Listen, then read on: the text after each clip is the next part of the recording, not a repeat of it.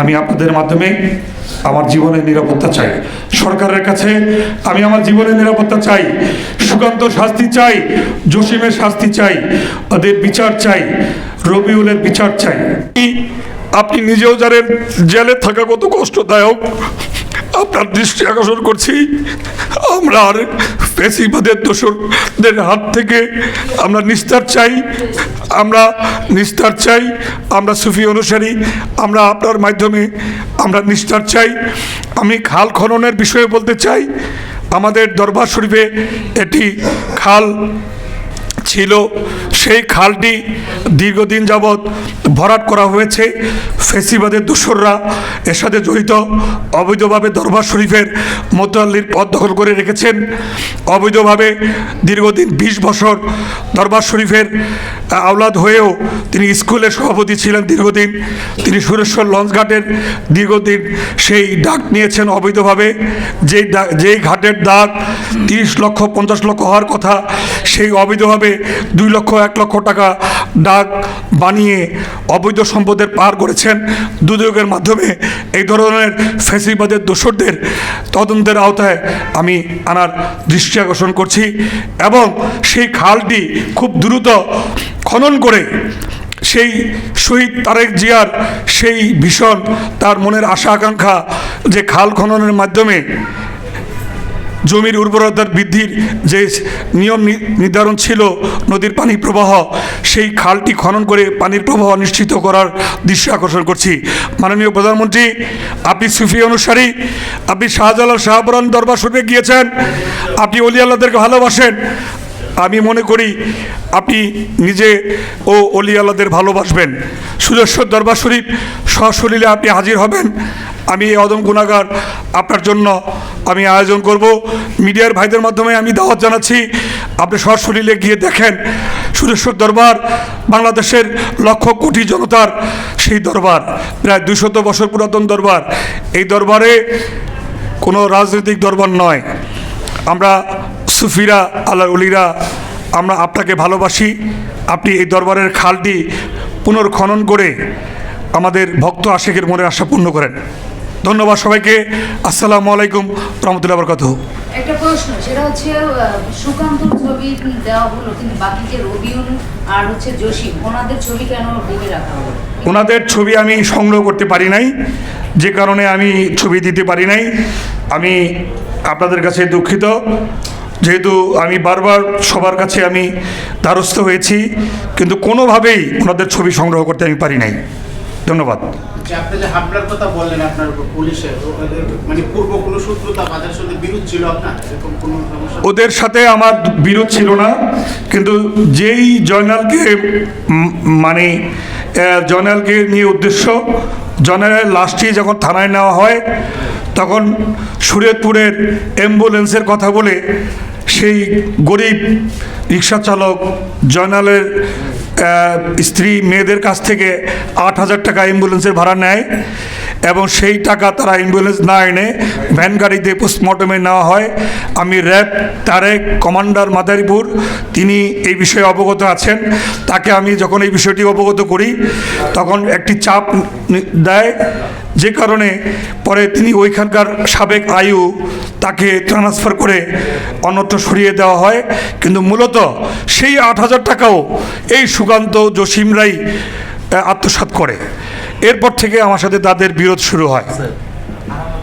আচ্ছা, এসআই রবিউল এবং হচ্ছে জসিম এরা কোন থানা? এসআই রবিউল এরা বর্তমানে নড়িয়া থানায় শরীয়তপুর জেলায় কর্মরত আছেন। এদের গ্রামের বাড়ি গোপালগঞ্জে।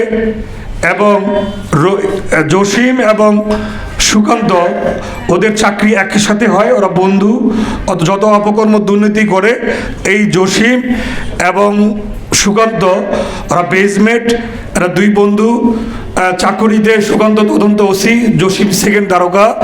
যত অপকর্ম, অভয়ারণ্য, চাঁদাবাজি, যত আসামিদেরকে ধরে এরা 2 জন একত্রেই করে। তাদের অপকর্মগুলি একত্রেই তারা করে।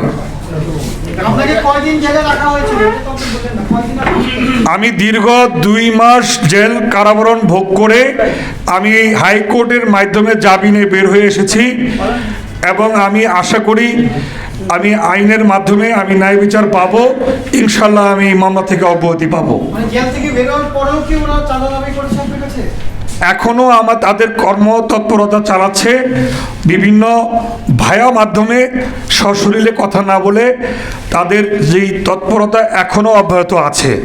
আমাকে নতুন মামলার হয়রানি দেওয়ার কথা তারা বলছে। আমি রৌনক জাহান এসপি মহোদয়ের দৃষ্টি আকর্ষণ করছি, তিনি আমার এক ভাইয়ের স্ত্রী, তার মায়ের বান্ধবী, তিনি ঈদের মধ্যে আমাদের বাড়িতে বেড়াতে আসছেন। আমি এই গোপন কথাটা আমি বলতে চাই এই জন্য, এসপি রৌনক জাহান শরীয়তপুরে তার বিচক্ষণতা কেন আসলো না যে এই দরবার শরীফের লাইসেন্সকৃত অস্ত্রটা থানায় জমা, তার নির্দেশ ছাড়া কোনো মামলা হয় না। তিনি কি অদৃশ্য প্ররোচনায় কেন আমার বিরুদ্ধে উইদাউট প্রমাণ আমার বিরুদ্ধে মামলা করা হলো, কেন আমার বিরুদ্ধে এই নির্মম অত্যাচার করা হলো? তিনি ঈদের দিন আমাদের বাড়িতে দাওয়াত খায়, আমার ভাইয়ের স্ত্রী, তার মায়ের বান্ধবী। আমি বলতে চাই এসপি রৌনক জাহান, আপনি সঠিক তথ্য না জেনে আপনি কেন আমাকে ধরতে নির্দেশ দিলেন?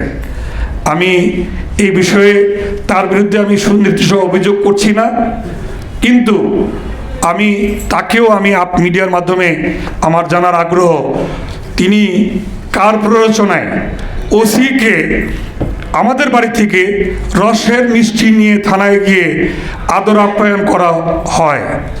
আমি অদৃশ্য চক্রান্ত খুঁজে বের করার আবেদন জানাচ্ছি মিডিয়ার মাধ্যমে। যে লাইসেন্সটা একটু জানতে চাই। লাইসেন্সটা আমার সাথে আছে, যদি দেখতে চান। আমি বলতেছি লাইসেন্স কি তখন আপনাকে ওনাকে দেখিয়েছিলেন পুলিশ কর্মকর্তা? ওরা তো আমাকে ধরে নিছে, ওরা তো থানায় অস্ত্রটা জমা সব কিছু জানে, পরিকল্পিতভাবে আমাকে ধরে নিয়ে অত্যাচার করার জন্য তাদের উদ্দেশ্য। আমার লাইসেন্সটি আমার সাথে আছে, নবায়নকৃত এবং আইনের বিধিবিধান মেনে আমার তত্ত্বাবধায়কের আমলেও আমার অস্ত্রটি আমাকে ফেরত দিয়েছে। আমি প্রতি মুহূর্তেই নিরাপত্তাহীনতার মধ্যে আমি এখনও আছি। আমি মিডিয়ার মাধ্যমে আপনাদের কাছে বলতে চাই যে আমার বাবা, দাদা, ভাই, আমাদের সবারই অস্ত্র ছিল। আমার লাইসেন্সটি আমার সাথে আছে, আমার জিডি আকারে আমি জমা দিয়েছি। আমি আপনাদেরকে বলতে চাই যে বৈধ অস্ত্র থানায় জমার পরে কেন আমার বিরুদ্ধে মামলা হলো? থানায় জমা থাকার পরেও কেন আমাকে ধরে আনলো?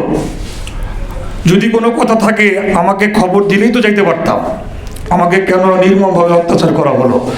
আমি আপনাদের মিডিয়ার মাধ্যমে আমি বলতে চাই, আমি প্রতিনিয়ত আমি নিরাপত্তাহীনতায় ভুগছি।